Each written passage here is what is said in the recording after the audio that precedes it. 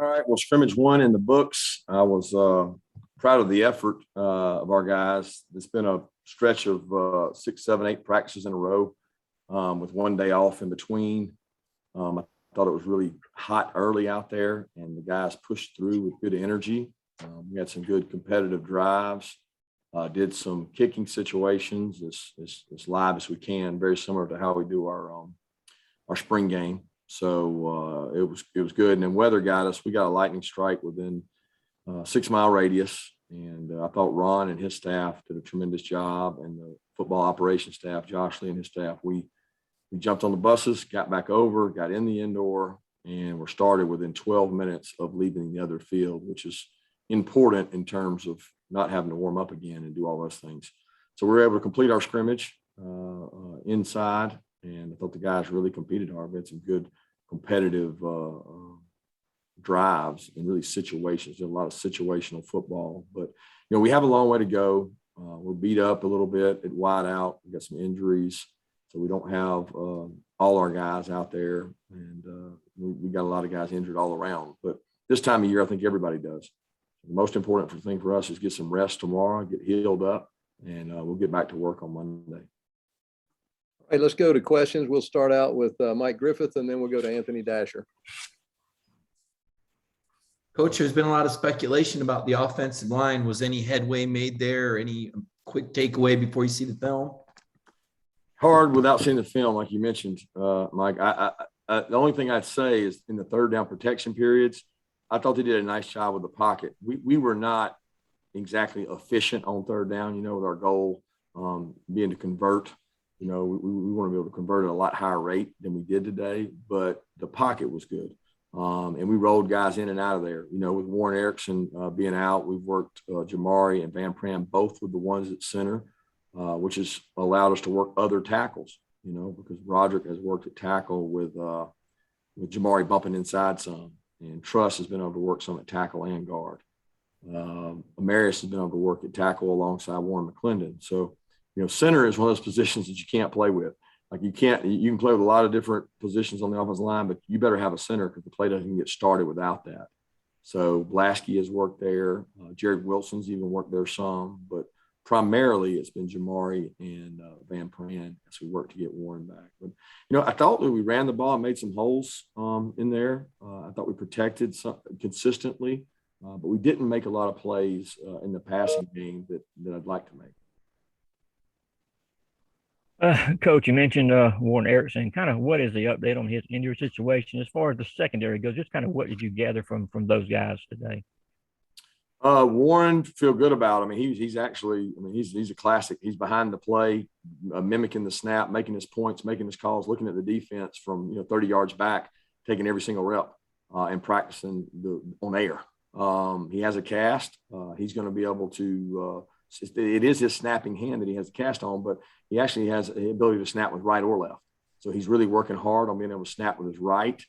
He's going to be cleared to get back in the next week or so. It's just going to be a matter of playing with a cast. So we've had people play with that injury, but we've never had a center with a snapping hand play with that injury. So that'll be the key. He may work some at guard with that injury present and do it. And then secondary wise, we didn't get stressed as we do sometimes out there. We didn't have as many mismatches, and with some of those guys out, Kieris and Burton being down right now, it probably wasn't as much skill, but they competed hard, played hard. For a first scrimmage, I thought we tackled okay. We got a long way to go tackling, but most first scrimmages, my bar is not real high because we have not tackled live. We had to tackle live and thought they did some decent things. And we have experience at the star and safety position. We just don't have a lot of experience at the corner position. Okay, let's go to Chip Towers and then Seth Emerson. Yeah, Kirby, you mentioned the weather. I think it might have been 93 or 95 degrees when you guys started, and might have gotten up to 98 or 99 before the storms rolled around. Is that just how you want it? You like practicing in that to get your guys conditioned, or it's just something you got to deal with?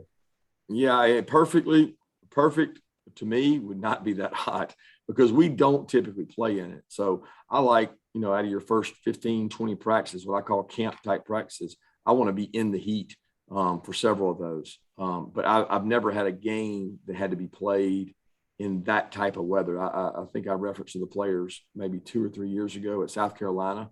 I thought it was really hot. The DeAndre Baker Debo game, second half. I mean, it was scalding hot, and I thought we were the more conditioned team. I think that helps if you play in that, but it's also unrealistic because we're playing 22 players from Georgia every play. We're playing special teams back to back every play. And so sometimes you can't really measure a guy, how good he is in that kind of heat, because he wouldn't play, but, A.D. Mitchell, he's out there playing every snap, and in a game, he would be rotating. So it's hard to measure somebody in that kind of heat, but it definitely challenges our mental and physical toughness, which it did today for a little bit, but probably the last 20 or 30 minutes before the weather, it cooled because of the wind and the breeze and the weather rolling in. So it wasn't near as bad. Kirby, I needed to ask about Eric Gilbert. What's going on with him right now? Yeah, Eric's, we're dealing with some personal issues, and we love him. We're thinking about him. We're trying to help him. I think when you think about a medical staff like Ron Corson has, he has so much experience in dealing with these issues, and our thoughts and prayers are with him right now as he deals with those personal issues, and we hope to get him back soon. Let's go to Mark Weiser and then Dean Leahy. Kirby, what is Will Muschamp's role now with Scott Cochran away, and who is overseeing the special teams? Who's keeping, chipping in, and coaching that unit? Well, if you remember, we really never had just one special teams guy. I mean, Cochran had the title, but that wasn't the way it was anyway. So Todd Hartley did punt, and he continues to do that. He's helped out and stepped up more in the other phases. And it's really a total team effort. It always is. I mean, it was last year, in the composite special teams ranking that we keep, which is just our own methods. We were number one in the SEC in special teams, everything included.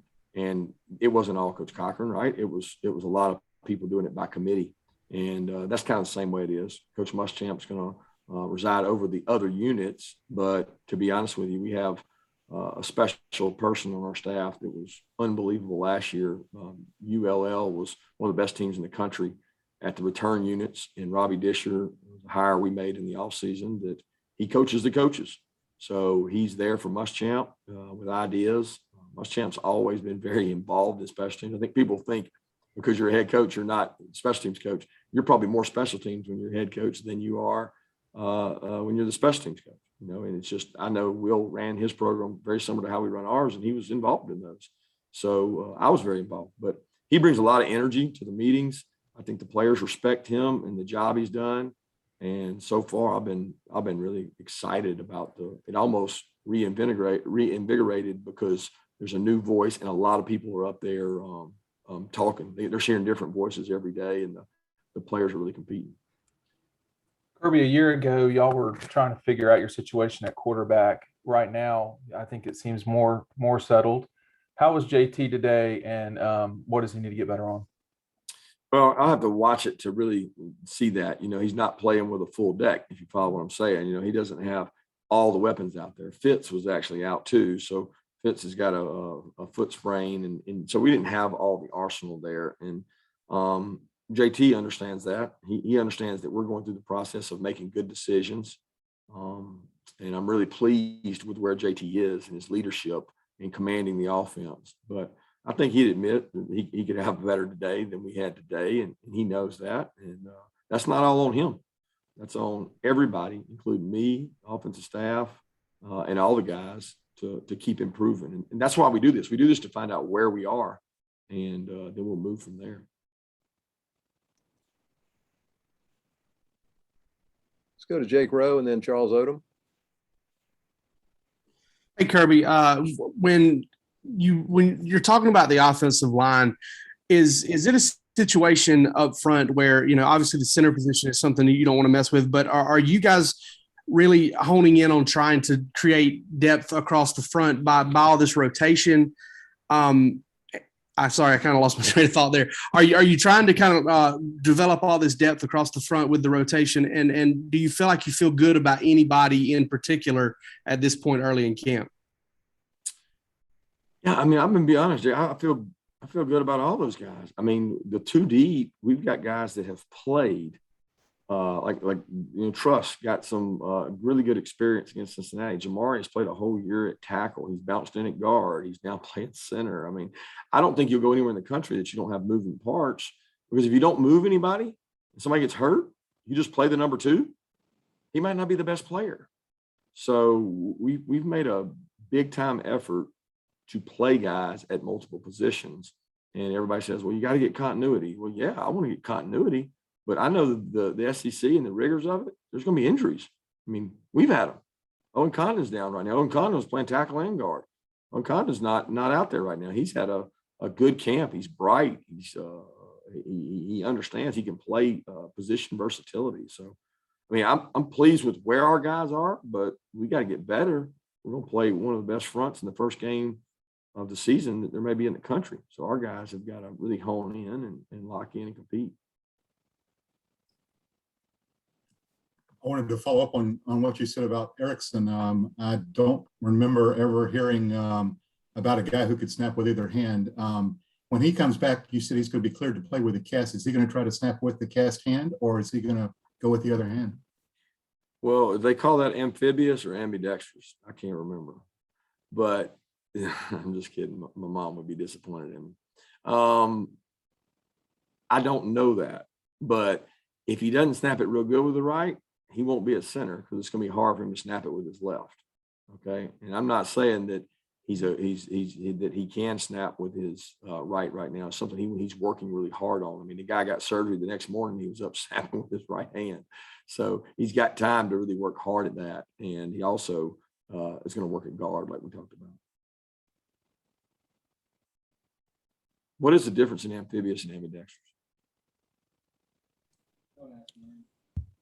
Nobody knows. This has become the best Zoom. Ambidextrous is left and right.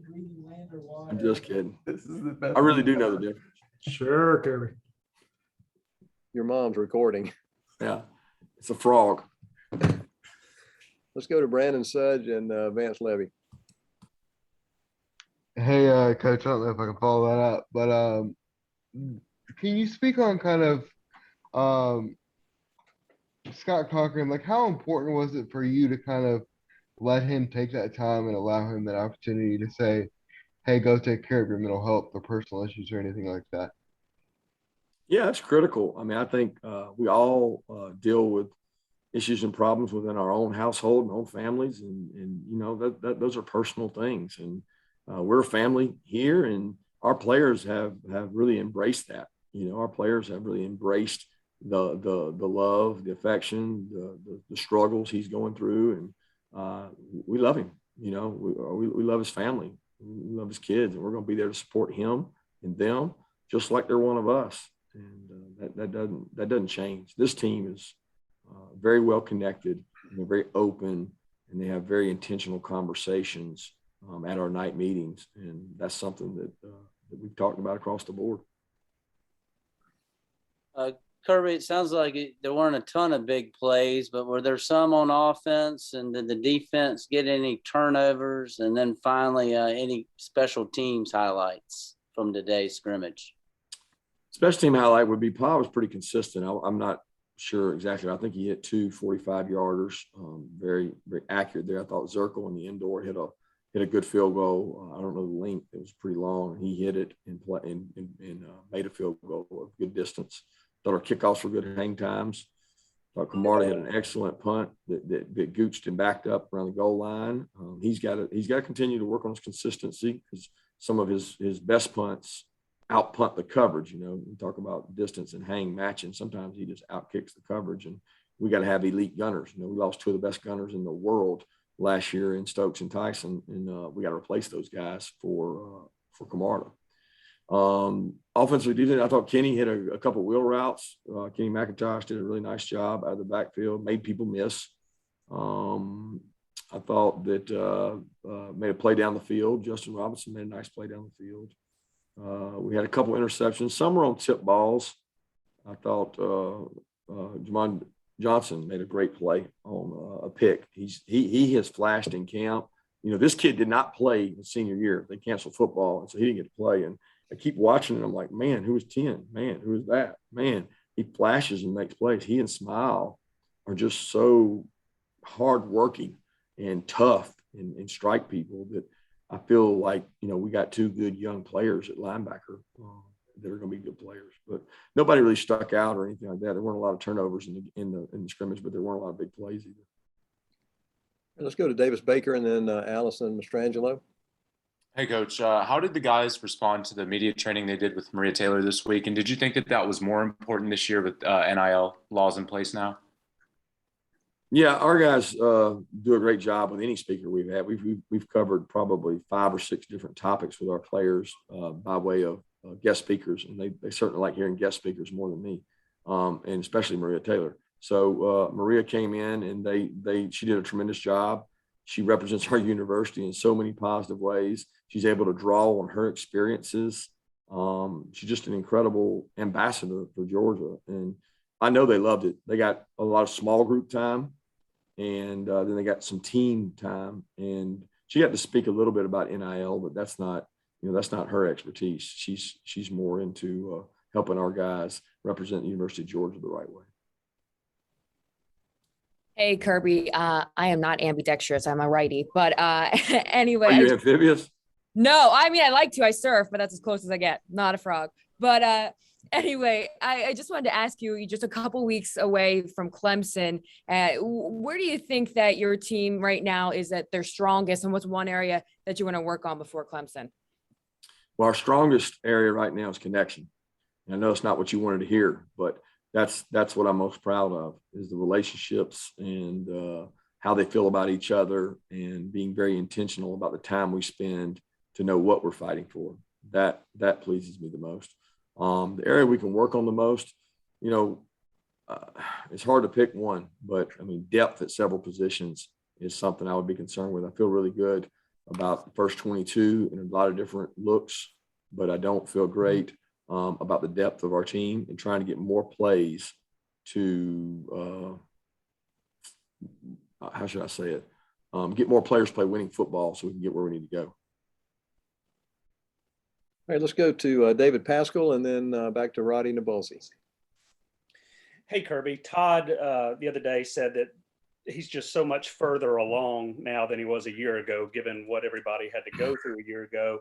I was curious, does this feel normal after the first scrimmage? Do you feel like kind of one of the previous pre-COVID years? And if so, I was wondering if you ever get ahead of things, like you've got experience and stuff like that, what are some things you can do if you ever feel ahead of schedule, if you ever feel that way?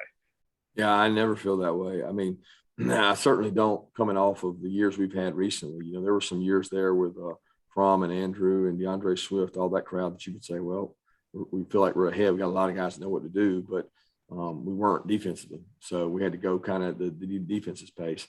I would have said this year, if we were perfectly healthy, that we would have been ahead offensively than we were defensively. But with some of the injuries, it's forced some guys up. I mean, I liken what A.D. Mitchell's had to do this fall camp and spring, because he got spring, to what, Jermaine Burton was going through last year, and I thought that Monken made a good decision to throw Jermaine out there and make him go play early, even the Arkansas game. And it was tough. We went through some growing pains. He missed some things. He didn't get some signals. He jumped off sides, but it paid off in the end because he got a lot more confidence. And we're trying to go through those same growing pains with some of those young guys at wideout. But you never feel ahead. I certainly don't think you feel ahead as a coach. I do think there's a time that you can dial back the reins and get other guys ready and be smart for guys that have played 2 and 3 years.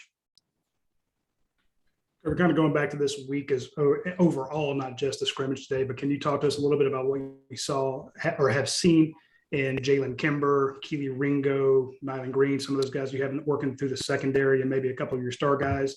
And was Darian Kendrick at scrimmage today?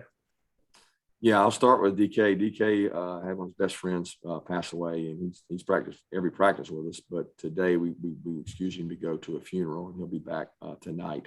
So he was not there today. He's done a good job, to be honest with you. He's been very consistent. He's very intelligent. He comes from a good program. They play, multiple coverages in their secondary. He's learned there was a concern that can he learn our stuff fast enough? That's not a concern. He's very intelligent. He understands that he plays bigger than he is. He's physical. Keely has done some good things. Keely's made some plays out on the perimeter. He's got elite speed. He continues to grow. People forget Keely has not, he's not played tackle football in really over 2 years because spring he missed so much time with injuries. And now he's gone all the way through this point at camp. He's gotten one scrimmage under his belt, and he continues to work hard. He gets better with every rep. Jalen Kimber is dealing with a shoulder injury. He's banged up. He was unable to go today. LC, Nyland are both in a growth process of learning. I think they're going to be good players.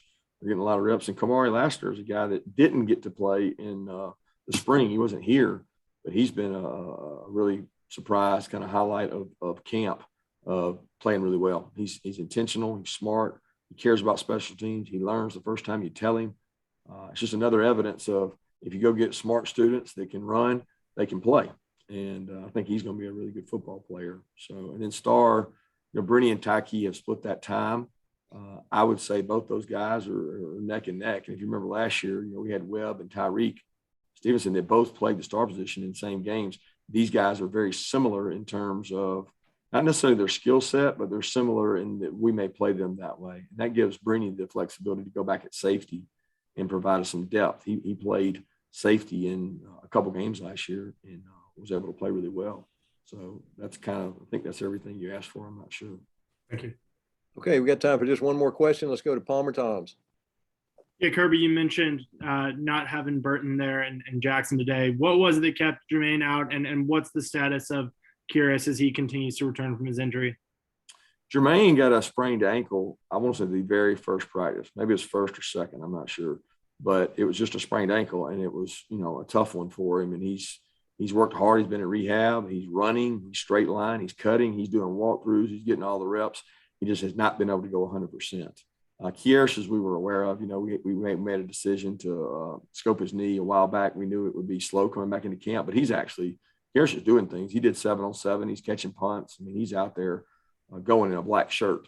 So we'll gain him back and work him in more this week, and we hope to do the same with Jermaine. He should be back. Quick turnover. Thank you, Coach Smart. Thanks, everybody. Everybody have a great rest of the day. Stay dry.